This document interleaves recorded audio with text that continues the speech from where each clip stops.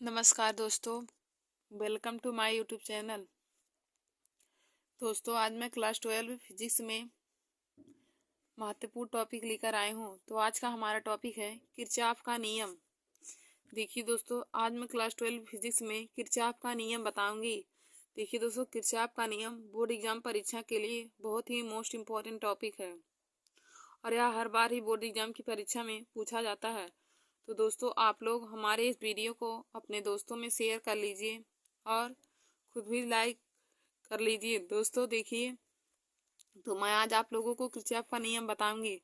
तो आप लोग हेडिंग डालेंगे किरचॉफ का नियम। तो देखिए दोस्तों, किरचॉफ के दो नियम होते हैं। किरचॉफ के दो नियम होते हैं। नंबर 1 संधि या धारा का नियम और नंबर 2 हमारा होता है लूप या पास या वोल्टता का नियम। देखिए दोस्तों, पहला नियम होता है संधि या धारा का नियम और दूसरा नियम होता है लूप या पास या वोल्टता का नियम। तो आप लोग जानिए कि किरचॉफ के दो नियम होते हैं। तो हम पहला देखेंगे संधि या धारा का नियम। संधि या धारा का नियम, देखिए दोस्तों, नियम 1 को हम संधि या धारा का नियम कहते हैं। तो इसमें आप लोग लिखेंगे कि किसी वैद्युत परिपथ में किसी भी संधि पर मिलने वाली समस्त धाराओं का बीजगणितीय योग शून्य होता है। किसी वैद्युत परिपथ में किसी भी संधि पर मिलने वाली समस्त धाराओं का बीजगणितीय योग शून्य होता है, अर्थात सिग्मा इक्वल टू 0 हो जाएगा। देखिए दोस्तों, यह हमारे योग का चिन्ह होता है, सिग्मा इक्वल टू 0। तो संधि या धारा का नियम क्या कहता है कि किसी वैद्युत परिपथ में किसी भी संधि पर मिलने वाली समस्त धाराओं का बीजगणितीय योग शून्य होता है। किसी वैद्युत परिपथ में किसी भी संधि पर मिलने वाली समस्त धाराओं का बीजगणितीय योग शून्य होता है, अर्थात सिग्मा इक्वल टू 0 हो जाएगा। देखिए दोस्तों, यही हमारा एक वैद्युत परिपथ है। इसमें संधि पर आने वाली समस्त धाराओं का योग शून्य होता है। देखिए दोस्तों, जैसे हमारे यहाँ एक वैद्युत परिपथ बना है, इसमें I1, I2, I3, I4, I5 और I6 बने हैं। तो इसमें देखिए दोस्तों, हो जाएगा कि I3 plus I5 plus I6। देखिए, हम पहले इसमें जानते हैं कि इस नियम के अनुसार परिपथ में संधि की ओर आने वाली या फिर जाने वाली समस्त धाराओं को धनात्मक तथा संधि से दूर जाने वाली सभी धाराओं को ऋणात्मक चिन्ह के साथ लिया जाता है या ऋणात्मक होती हैं। देखिए दोस्तों, संधि या धारा के नियम के अनुसार परिपथ में संधि की ओर जाने वाली सभी धाराएं धनात्मक होती हैं तथा संधि से दूर जाने वाली समस्त धाराएं ऋणात्मक होती हैं। देखिए दोस्तों, जो धारा संधि की तरफ जाएंगी वह धनात्मक होंगी और जो संधि से दूर जाएंगी वह ऋणात्मक होगी। देखिए दोस्तों, जैसे इस फिगर में हमारा धारा देखिए I5, I6 और I3 हमारे संधि की तरफ आ रहे हैं। देखिए दोस्तों, हमने इसका डायरेक्शन संधि की तरफ, बिंदु जो है हमारा संधि है इसी की तरफ बनाया हुआ है। I3 धारा, I5 और I6 हमारा संधि की तरफ जा रही हैं और जबकि हमारा I1, I2 और I4 हमारा संधि से दूर जा रही हैं। तो हमने बताया कि जो धारा संधि की ओर जाएंगी वह धनात्मक होंगी। तो मतलब हमारा हो जाएगा कि I6 प्लस I5 और I3 यह हमारा सभी धनात्मक में रहेगा और जबकि I1, I2 और I4 हमारा ऋणात्मक चिन्ह के साथ लिया जाएगा। तो यहाँ से हो जाएगा कि I3 plus I5 plus I6 minus I1 minus I2 और माइनस I4 इक्वल टू 0 हो जाएगा, क्योंकि संधि पर मिलने वाली समस्त धाराओं का बीजगणितीय योग शून्य होता है। तो यहाँ सभी धाराएं हमारे संधि पर मिलते हैं, इनके बीजगणितीय योग को हम शून्य के बराबर लिख देंगे। और देखिए दोस्तों, इनके प्लस चिन्ह में इसलिए लिया गया है क्योंकि यह धारा हमारा संधि की तरफ जा रही हैं। I3, I5 और I6 धारा हमारा संधि की तरफ जा रही हैं, इसलिए हम इन्हें धनात्मक चिन्ह के साथ लेंगे। और जबकि हमारा I1, I2 और I4 संधि से दूर जा रही हैं, तो इनको हम ऋणात्मक चिन्ह के साथ लेंगे। तो हो जाएगा और इनका बीजगणितीय योग 0 के बराबर होता है। यही संधि का नियम होता है कि किसी वैद्युत परिपथ में किसी भी संधि पर मिलने वाली समस्त धारा का बीजगणितीय योग शून्य होता है। तो हो जाएगा I3 plus I5 plus I6 minus I1 minus I2 minus I4 equal to 0। अब यहाँ से हम निकालेंगे तो हो जाएगा I3 plus I5 plus I6 equal to I1 plus I2 plus I4 हो जाएगा। अब देखिए दोस्तों, किरचॉफ के प्रथम नियम को हम आवेश संरक्षण के नियम कहते हैं। किरचॉफ के प्रथम नियम को आवेश संरक्षण का नियम कहते हैं। आवेश संरक्षण का मतलब होता है कि आवेश को ना ही नष्ट किया जा सकता है और ना ही उत्पन्न किया जा सकता है, बल्कि इसे एक रूप से दूसरे रूप में सिर्फ परिवर्तित किया जा सकता है। एक रूप से दूसरे रूप में इसे परिवर्तित किया जाता है, यही आवेश संरक्षण का नियम होता है।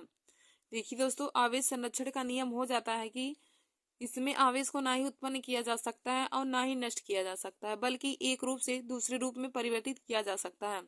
तो देखिए दोस्तों, मैंने आप लोगों को किरचॉफ के प्रथम नियम में पहला नियम बताया, संधि या धारा का नियम। हमारा पहला नियम है संधि या धारा का नियम। और देखिए दोस्तों, संधि या किरचॉफ के प्रथम नियम को आवेश संरक्षण का नियम भी कहा जाता है। यह बहुविकल्पी क्वेश्चन में हर बार ही पूछा जाता है कि किरचॉफ के प्रथम नियम को और किस नाम से जाना जाता है। तो दोस्तों, आप लोग जान लीजिए कि किरचॉफ के प्रथम नियम को आवेश संरक्षण का नियम कहते हैं। और यदि पूछे कि किरचॉफ के द्वितीय नियम को क्या कहते हैं, तो किरचॉफ के द्वितीय नियम को ऊर्जा संरक्षण का नियम कहते हैं। तो किरचॉफ का प्रथम नियम हो जाएगा आवेश संरक्षण का नियम और किरचॉफ का द्वितीय नियम ऊर्जा संरक्षण का नियम हो जाएगा। तो देखिए दोस्तों, किरचॉफ के नियम में मैंने आप लोगों को पहला नियम बताया संधि या धारा का नियम। तो देखिए, संधि या धारा का नियम क्या कहता है कि किसी वैद्युत परिपथ में किसी भी संधि पर मिलने वाली समस्त धाराओं का बीजगणितीय योग शून्य होता है। किसी वैद्युत परिपथ में किसी भी संधि पर मिलने वाली समस्त धाराओं का बीजगणितीय योग शून्य होता है, अर्थात सिग्मा आई इक्वल टू हमारा 0 हो जाएगा। तो दोस्तों, सिग्मा आई इक्वल टू हमारा 0 हो जाएगा और यहाँ हमारा योग का चिन्ह है। फिर उसके बाद हम आगे देखेंगे इसमें क्या होता है कि इस नियम के अनुसार, मतलब संधि के प्रथम नियम, संधि या धारा के नियम के अनुसार परिपथ में संधि की ओर जाने वाली समस्त धाराओं को, संधि की तरफ जाने वाली समस्त धाराएं हमारी धनात्मक होती हैं, जबकि संधि से दूर जाने वाली समस्त धाराएं ऋणात्मक होती हैं। देखिए दोस्तों, किरचॉफ के प्रथम नियम के अनुसार संधि की तरफ जाने वाली समस्त धाराएं धनात्मक होती हैं और जबकि संधि से दूर जाने वाली समस्त धाराएं ऋणात्मक होती हैं। तो देखिए दोस्तों, यहाँ पे हमने फिगर में बनाया है कि हमने यहाँ पे 6 धाराएं लिया है, I1, I2, I3, I4, I5 और I6। और देखिए दोस्तों, इसमें संधि की तरफ जा रही धाराएं हमारी I6 है। देखिए I6 हमारी संधि की तरफ जा रही है, I5 भी हमारी संधि की तरफ जा रही है और I3 हमारी भी संधि की तरफ जा रही है। और संधि से दूर हमारी धाराएं I1 है, I2 और I4। देखिए यह धाराएं I1, I2 और I4 हमारी संधि से दूर जा रही हैं। तो हमने बताया कि संधि की ओर जाने वाली धाराओं को हम धनात्मक चिन्ह के साथ लेंगे और जबकि संधि से दूर जाने वाली धाराओं को ऋणात्मक चिन्ह के साथ लेंगे। तो जो धाराएं हमारी संधि की ओर जाएंगी उनको हम धनात्मक लेंगे, यानी कि प्लस मिलेंगे, और जो धाराएं संधि से दूर जाएंगी उनको ऋणात्मक यानी कि माइनस मिलेंगे। तो यहाँ से हो जाएगा कि I1 I3 plus I5 plus I6 minus I1 minus I2 minus में I4 इक्वल टू 0, क्योंकि हमारा होता है, नियम में ही होता है संधि के कि वैद्युत परिपथ में किसी भी संधि पर मिलने वाले समस्त धारा का बीजगणितीय योग शून्य होता है। तो इनका बीजगणितीय योग हमारा शून्य के बराबर हो जाएगा। तो हो जाएगा I3 plus I5 plus I6 minus I1 minus I2 minus I4 equal to 0 हो जाएगा। अब यहाँ से हमें यदि पक्षांतर इनको कर दें जो माइनस में, तो उधर जाने के बाद प्लस हो जाएगा। तो हो जाएगा I3 plus I5 plus I6 equal to I1 plus I2 plus I4 हो जाएगा। तो देखिए दोस्तों, यही हमारा किरचॉफ का प्रथम नियम यानी कि संधि या धारा का नियम होता है। तो दोस्तों, आशा करती हूँ कि आप लोगों को किरचॉफ का प्रथम नियम बहुत अच्छे तरीके से समझ में आया होगा। और देखिए दोस्तों, किरचॉफ के प्रथम नियम को आवेश संरक्षण का नियम कहा जाता है। किरचॉफ के प्रथम नियम को आवेश संरक्षण का नियम कहा जाता है। अब दोस्तों, हम किरचॉफ के प्रथम नियम से संबंधित एक दो क्वेश्चन आप लोगों को समझा देते हैं, ताकि आप लोगों को उस क्वेश्चन की सहायता से यह जो संधि का नियम होता है वह और भी अच्छे तरीके से समझ में आ जाए। तो देखिए दोस्तों, जैसे हमें यही फिगर दिया है, इसी में हमें व्यक्त करना है।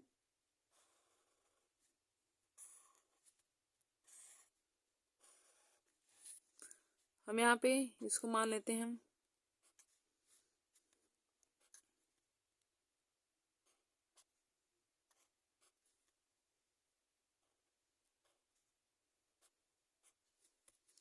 तो देखिए दोस्तों, यह हमारा I1 है, यह I2 है, यह I3, यह हमारा I4 हो जाएगा, I6, I4, I5, I6 और I7।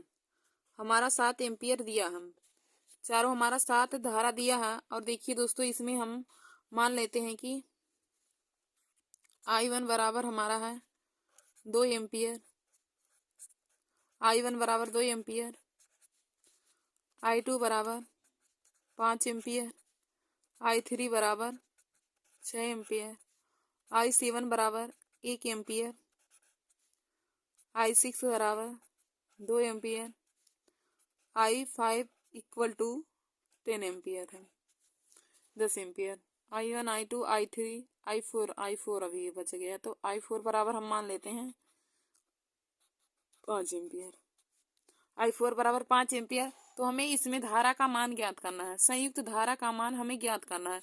तो दोस्तों इसको हम कैसे सॉल्व करते हैं, आइए हम लोग आपको बताते हैं कि तो हमारा इसमें हो जाएगा। देखिए दोस्तों इसमें हमें फिगर में संधि पर समस्त धाराएं आ रही है और हमें इसमें I1 I2 I3 I4 I5 I6 और I7 धाराएं दी हुई हैं, जिसमें I1 का मान हमें 2 एम्पियर, I2 का मान 5 एम्पियर, I3 का मान 6 एम्पियर, I7 का मान 1 एम्पियर, I6 का मान 2 एम्पियर और I5 का मान 10 एम्पियर, I4 का मान 5 एम्पियर दिया है। तो हमें सभी धाराएं का मान ज्ञात करना है, धारा I का मान ज्ञात करना है। तो देखिए दोस्तों हम इसको कैसे सॉल्व करेंगे, और इसी में से हम किसी का मान नहीं, जैसे हमें I4 का मान हमें ज्ञात करना है, I4 का मान हमें ज्ञात करना है। तो देखिए दोस्तों यहाँ पे जो धाराएं हमारे संधि की तरफ आएंगी उसको हम ऋणात्मक चिन्ह के साथ लेंगे, और जो धाराएं संधि से दूर जाएंगी उसको हम ऋणात्मक चिन्ह के। तो देखिए दोस्तों हमारी संधि की तरफ कौन कौन सी धारा आ रही है, तो I6 हमारी संधि की तरफ आ रही है, I7 और हो जाएगा यहाँ पे I4। तो यही हमारी 3 धारा हमारे संधि की तरफ आ रही हैं। तो हम यहाँ पे लिखेंगे संधि की तरफ आने वाली धारा, हम यहाँ पे लिखेंगे कि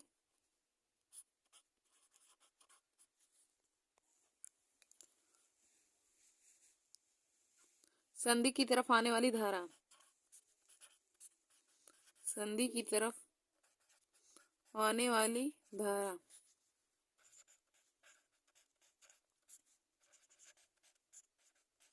तो देखिए दोस्तों संधि की तरफ आने वाली धारा हमारी I6 है, I7 है और यहाँ पे हमारा I4 है।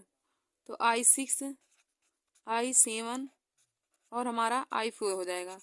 अब लिखेंगे कि संधि से दूर जाने वाली धाराएं, तो हो जाएगा संधि से दूर जाने वाली धाराएं, संधि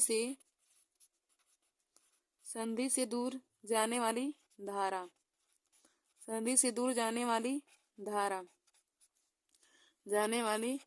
तो देखिए दोस्तों संधि से दूर हमारी, इसके अलावा सभी धारा हमारे संधि से दूर जा रही है। तो हो जाएगा I1 I2 I3 और I5, यह हमारी सभी धाराएं संधि से दूर जा रही हैं। तो अब इनका बीजगणितीय योग कैसे होगा कि उसका नियम होता है किसी भी वैद्युत परिपथ में मिलने वाली समस्त धाराओं का बीजगणितीय योग शून्य होता है, इनका सभी का योग हमारा शून्य के बराबर हो जाएगा।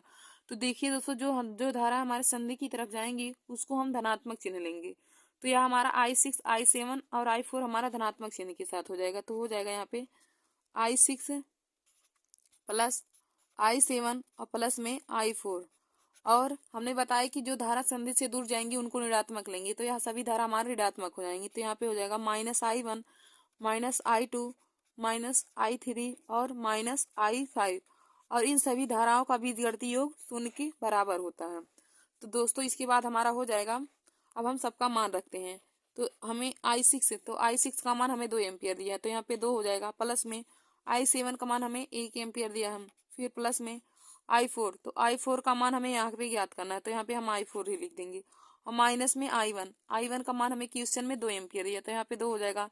और माइनस में I2 का मान 5 एम्पियर है, माइनस में I3 का मान हमारा 6 एम्पियर है, और माइनस में I5, तो I5 का मान हमारा 10 एम्पियर है, और यह सभी बराबर हमारा शून्य के हो जाएगा। अब दोस्तों यहाँ से हम I5 का मान निकालते हैं, तो देखिए क्या हो जाएगा।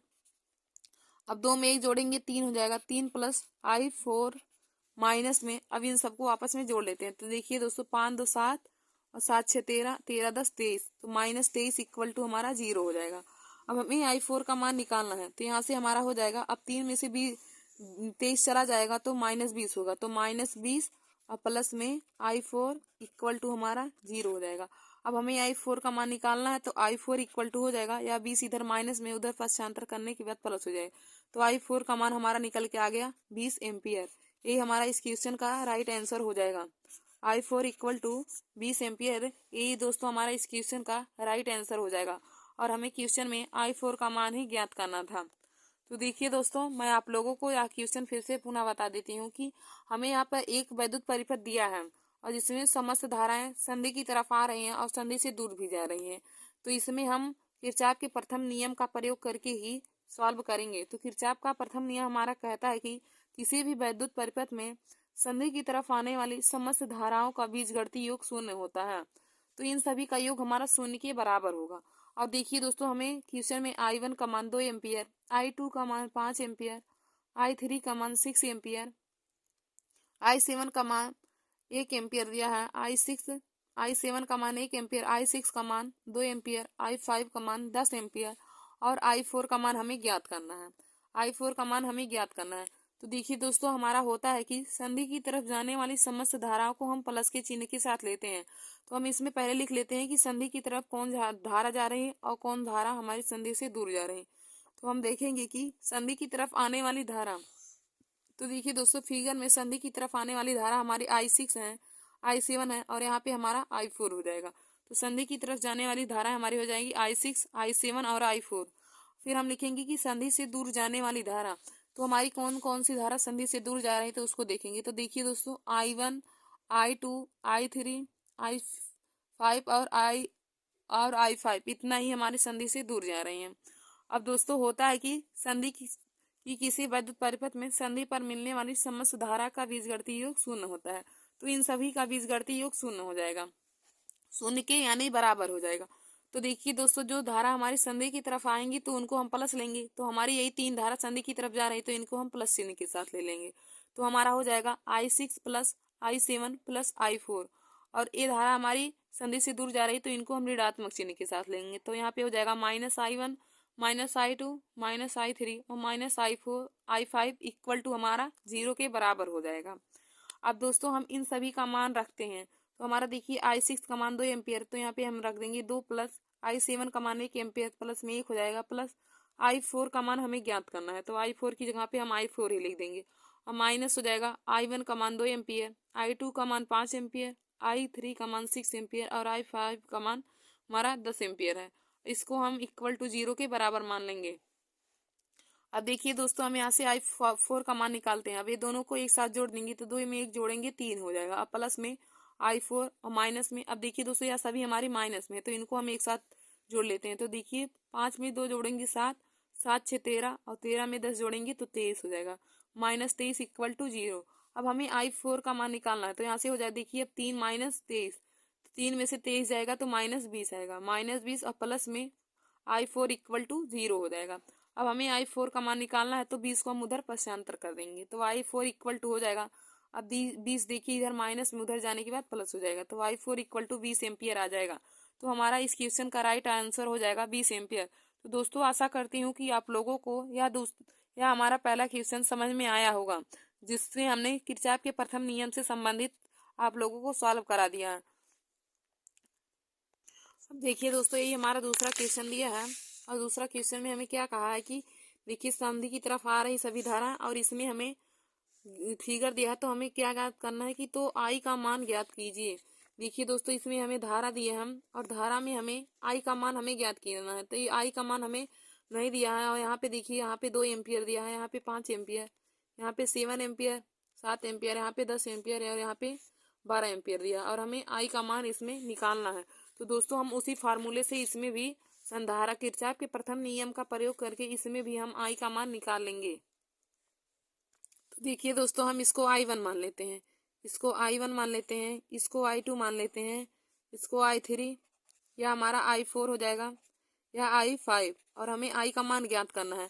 तो देखिए दोस्तों, हमारी कौन सी धारा संधि की तरफ आ रही है। तो देखिए दोस्तों, I1 हमारी संधि की तरफ आ रही है और I5, यहाँ पे I1 और I5 हमारी संधि की तरफ आ रही हैं और सभी हमारी संधि से दूर जा रही हैं। तो हम पहले यहाँ पे लिख लेंगे कि संधि की तरफ आने वाली धारा, तो यहाँ पे हो जाएगा संधि की तरफ आने वाली धारा, संधि की तरफ आने या फिर जाने वाली धारा। संधि की तरफ आने वाली धारा, आने वाली धारा। तो दोस्तों आशा करती हूँ कि आप लोग को पता चल गया होगा कि संधि की तरफ कौन सी धारा आएगी और कौन सी संधि से दूर जाएगी, उसको कैसे पहचाना जाएगा। देखिए दोस्तों, या इसका देखिए मुंह इस तरफ खुला है ना, तो इसका मतलब यह संधि की तरफ आ रहे हैं, और इसका मुंह इधर पीछे की ओर खुला, मतलब यह संधि से दूर जा रहे हैं। तो जिसमें ऐसा एरो रहेगा तो वह संधि की तरफ आएंगी, और जिसमें इस तरह एरो बना रहेगा वह संधि से दूर जाएंगी। तो देखिए दोस्तों, हमारा यह जो I1 हम जिसको माने हैं वह धारा हमारी संधि की तरफ आ रही है, और जिसको हमने I5 माना वह धारा हमारी संधि की तरफ आ रही है। तो यहाँ पे लिख लेंगे हमारा I1 और I5 है। और फिर हम लिखेंगे कि संधि से दूर जाने वाली धारा, संधि से दूर जाने वाली धारा, संधि से दूर जाने वाली धारा, दूर जाने वाली वाली धारा।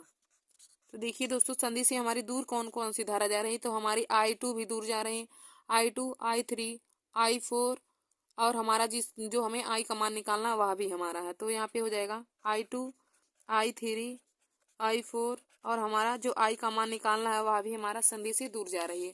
तो अब हम यहाँ लिखेंगे कि किरचॉफ के नियम से, किरचॉफ के प्रथम नियम से, किरचॉफ के प्रथम नियम से, प्रथम नियम से, या फिर हम उसको लिख सकते हैं कि धारा के नियम से।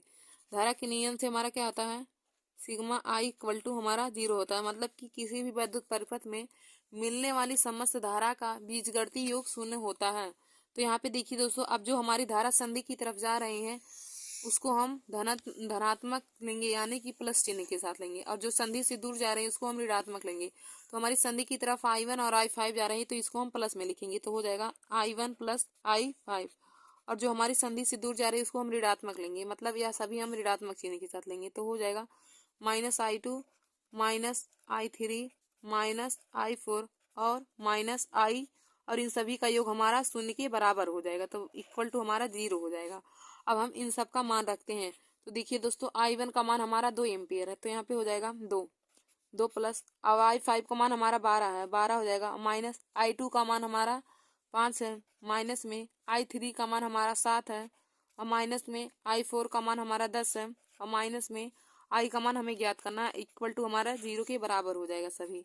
अब देखिए दोस्तों, यह दोनों हमारा प्लस में है, तो इसको हम एक साथ जोड़ लेते हैं, तो 12 में 2 जोड़ेंगे हमारा 14 हो जाएगा, और माइनस में अब जो माइनस वाली चिन्ह है उसको हम एक साथ जोड़ लेते हैं, तो देखिए यह तीनों हमारा माइनस में, इसको हम एक साथ जोड़ लेंगे, तो 5 7 12 और 12 10 हमारा 22 हो जाएगा, 22, और माइनस में I इक्वल टू हमारा 0 हो जाएगा, इक्वल टू हमारा 0 हो जाएगा। अब देखिए दोस्तों, यहाँ से हमारा हो जाएगा, अब 14 में से 22 घटाएंगे तो हमारा 14 में से जब हम 22 को घटाएंगे तो 8 आ जाएगा, -8 और माइनस I इक्वल टू हमारा 0 हो जाएगा, -8 और माइनस I इक्वल टू 0 हो जाएगा। अब यहाँ से हम जब I का मान निकालेंगे तो I बराबर आ जाएगा -8 एम्पियर, हमारा I का मान यहाँ से निकल के आ जाएगा -8 एम्पियर। तो हमें I का मान निकालना था, तो I का मान हमने निकाला तो आ गया -8 एम्पियर, जो इस क्वेश्चन का राइट आंसर हो जाएगा -8 एम्पियर। तो दोस्तों आशा करती हूँ कि आप लोगों को दूसरा क्वेश्चन भी समझ में आया होगा। तो दूसरा क्वेश्चन भी में हमें I का मान निकालना था।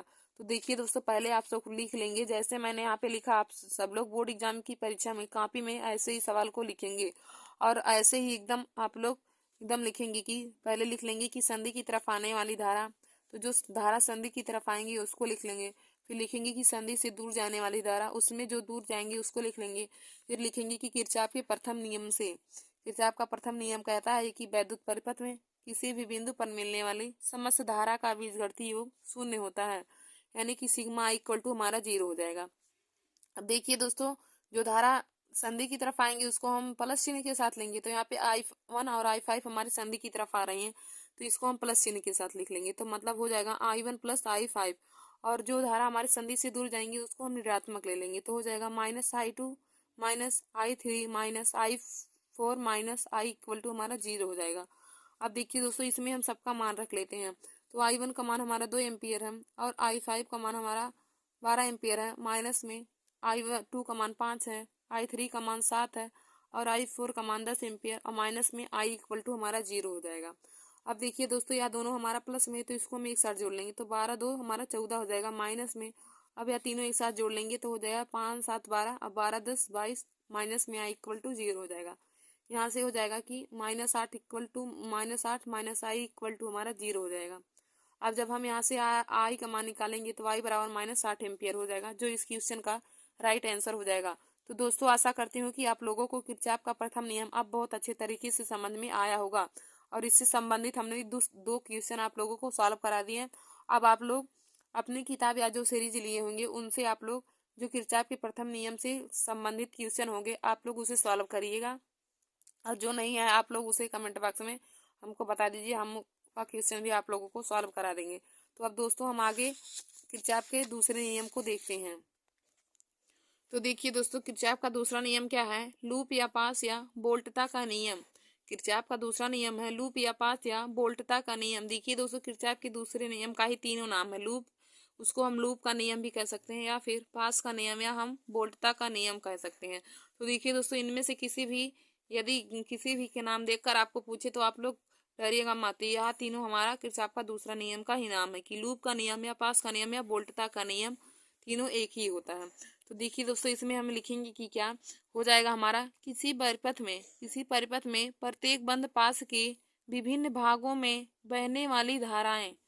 किसी परिपथ या किसी वैद्युत परिपथ में प्रत्येक बंद पास के विभिन्न भागों में बहने वाली धाराएं एवं प्रतिरोधों के गुणनफल का बीजगणितीय योग उस पास में लगने वाले वैद्युत वाहक बल के बीजगणितीय योग के बराबर होता है।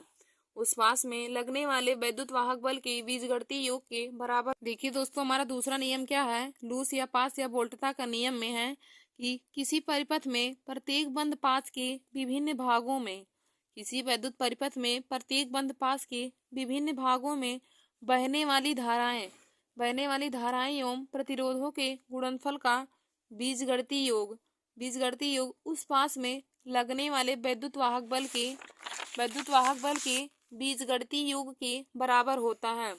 लगने वाले वैद्युत वाहक बल के बीजगणितीय योग के बराबर होता है। देखिए दोस्तों, उसमें कहा है कि किसी भी वैद्युत परिपथ में किसी बंद पास के विभिन्न भागों में बहने वाली धारा आई एवं प्रतिरोधों आर का गुणनफल उनमें उस वैद्युत परिपथ में लगने वाले वैद्युत वाहक बल के बीजगणितीय योग के बराबर होता है। यानी कि यहाँ से हो जाएगा sigma I R equal to sigma E के बराबर हो जाएगा, क्योंकि किरचॉफ का दूसरा नियम यही कहता है कि किसी बंद पास के विभिन्न भागों से होकर गुजरने वाली वैद्युत धारा आई एवं प्रतिरोध आर के गुणनफल हमारे उस परिपथ में बहने वाले वैद्युत वाहक बल या फिर लगने वाले वैद्युत वाहक बल के बीजगणितीय योग के बराबर होता है। तो यहाँ पे हो जाएगा कि इस नियम से sigma I R equal to हमारा सिग्मा ई हो जाएगा। देखिए दोस्तों, यहाँ से हो जाएगा कि sigma I R equal to sigma E के बराबर हो जाएगा। तो देखिए दोस्तों, यहाँ पे हमने एक बंद पास लिया है, बंद पास A B C D E F हमने बंद पास लिया है। यहाँ पे हमारा I1 धारा बह रही है, और यहाँ पे E1 हमारा, यहाँ पे देखिए प्रतिरोध R1 है, और ये देखिए लूप पास में हमारी धारा हमारी प्रवाहित हो रही है, यहाँ पे विद्युत वाहक बल हमारा I1 I2 है। तो हमारा होता है कि दूसरा नियम की किसी वैद्युत परिपथ के प्रत्येक बंद पृष्ठ से होकर गुजरने वाली धारा। देखिए दोस्तों, दूसरा नियम कहता है कि किसी परिपथ या वैद्युत परिपथ के प्रत्येक बंद पास के विभिन्न भागों में बहने वाली धाराएं एवं प्रतिरोधों के गुणनफल का बीजगणितीय योग उस पास में लगने वाले वैद्युत वाहक बल के बीजगणितीय योग के बराबर होता है। तो यहाँ से हो जाएगा sigma I R equal to sigma E के बराबर हो जाएगा। तो देखिए दोस्तों, दूसरा नियम से हमारा तब हो जाएगा sigma I R equal to sigma E होता है। यानी कि किसी वैद्युत परिपथ के प्रत्येक बंद पास के विभिन्न भागों से होकर गुजरने वाली वैद्युत धारा आई एवं प्रतिरोधों आर का गुणनफल परिपथ में लगने वाले वैद्युत वाहक बलों के बीजगणितीय योग के बराबर होता है। यानी कि यहाँ से हो जाएगा sigma I R equal to sigma E के बराबर हो जाएगा। यहाँ पे हमारा बंद पास ए बी सी डी और EF है, जिसमें प्रवाहित धारा I1 I2 और देखिए यहाँ पे हमारा I1 और I2 का योग हो जाएगा। तो आप लोग ऐसे ही फिगर एकदम बोर्ड एग्जाम की परीक्षा में बनाएंगे, जैसे हमने आपको यहाँ पे फिगर बनाया वैसे फिगर बनाएंगे, और जैसे हमने अपनी कॉपी में लिखा आप लोग वैसे बोर्ड एग्जाम परीक्षा की कॉपी में लिखेंगे। तो दोस्तों ऐसा लिखने से एग्जामिनर आप लोगों की कॉपी से बहुत प्रभावित होते हैं और आप लोगों को फुल मार्क्स देंगे। देखिए दोस्तों यहाँ पे हमने जैसे किरचॉफ के नियम में यहाँ पे हेडिंग वाइज करके लिखा है, और सूत्र को आप लोग काले स्केच से ही लिखकर उसको ब्रैकेट में बंद कर लेंगे। ऐसा लिखने से आपकी कॉपी बहुत ही अच्छी दिखती है और एग्जामिनर आप लोगों को फुल मार्क्स देने की प्रयास करते हैं। तो दोस्तों फिर देखिए यहाँ पे आगे हमारा हो जाएगा कि दूसरा नियम में हमारा क्या होता है कि इस नियम का उपयोग करते समय हम धारा की दिशा में चलते हैं। इस नियम का उपयोग करते समय हम धारा की दिशा में चलते हैं तो धारा तथा संगत प्रतिरोधक के गुणनफल को धनात्मक लेते हैं। देखिए दोस्तों जब हम इस नियम में भी धारा और उसके प्रतिरोधों का जब हम इस पर सवाल लगाएंगे तो इसमें धारा और प्रतिरोध R का मान हम धनात्मक चिन्ह के साथ ही लेंगे। और देखिए दोस्तों किरचॉफ के द्वितीय नियम को ऊर्जा संरक्षण का नियम कहते हैं। किरचॉफ के द्वितीय नियम को ऊर्जा संरक्षण का नियम कहते हैं। तो दोस्तों यह क्वेश्चन बहुत ही पूछा जाता है, बहुविकल्पी में भी पूछा जाता है कि किरचॉफ के द्वितीय नियम को क्या कहा जाता है। तो देखिए दोस्तों किरचॉफ के द्वितीय नियम को ऊर्जा संरक्षण का नियम कहते हैं। देखिए यदि पूछे कि किरचॉफ के प्रथम नियम को क्या कहा जाता है तो किरचॉफ का प्रथम नियम आवेश संरक्षण का नियम कहलाता है। किरचॉफ का प्रथम नियम आवेश संरक्षण का नियम कहलाता है और किरचॉफ का दूसरा नियम ऊर्जा संरक्षण का नियम कहलाता है। तो दोस्तों आशा करती हूँ कि आप लोगों को आज का हमारा यह वीडियो समझ में आया होगा। तो आज का हमारा टॉपिक था कि किरचॉफ का नियम। तो हमने आज आप सभी लोगों को किरचॉफ का दोनों नियम बताया। तो किरचॉफ के दोनों नियम में हमारा पहला नियम था कि संधि या धारा का नियम, और किरचॉफ का दूसरा नियम था कि लूप या पास या वोल्टता का नियम। तो दोस्तों आशा करती हूँ आप लोगों को दोनों नियम बहुत अच्छे तरीके से समझ में आया होगा, और मैंने आप सभी लोगों को किरचॉफ के प्रथम नियम से संबंधित कुछ न्यूमेरिकल भी आप लोगों को सॉल्व करा दिया है। तो दोस्तों आप लोग इस पर और सभी न्यूमेरिकल आप अपनी बुक से या अपने सीरीज से भी सॉल्व कर सकते हैं। तो दोस्तों और आप लोग इस बात को जरूर नोट कर लीजिएगा कि किरचॉफ के प्रथम नियम को आवेश संरक्षण का नियम और किरचॉफ के दूसरे नियम को ऊर्जा संरक्षण का नियम कहते हैं, क्योंकि यह बहुविकल्पी क्वेश्चन में बहुत बार ही क्वेश्चन पूछ चुका है। तो दोस्तों आशा करती हूँ कि आप लोगों को आज का हमारा यह वीडियो समझ में आया होगा। धन्यवाद दोस्तों। ऐसे ही हमारे वीडियो को देखने के लिए आप सभी लोग हमारे YouTube channel Nancy success classes को सब्सक्राइब कर लीजिए और अपने दोस्तों में शेयर करना ना भूलें। तो दोस्तों मैं कल आप सभी लोगों को क्लास 12 फिजिक्स में व्हीटस्टीन सेतु बताऊंगी। तो आप लोग हमारे इस वीडियो को देख लीजिए और अपने दोस्तों में भी शेयर कर लीजिए ताकि वे लोग भी किरचॉफ के दोनों नियम को जान जाएं। और देखिए दोस्तों यह टॉपिक बोर्ड एग्जाम की परीक्षा के लिए बहुत ही इम्पोर्टेंट है कि किरचॉफ का नियम क्या कहता है और किरचॉफ के कितने नियम होते हैं, किरचॉफ के प्रथम नियम को क्या कहा जाता है और किरचॉफ के द्वितीय नियम को क्या कहा जाता है। तो धन्यवाद दोस्तों।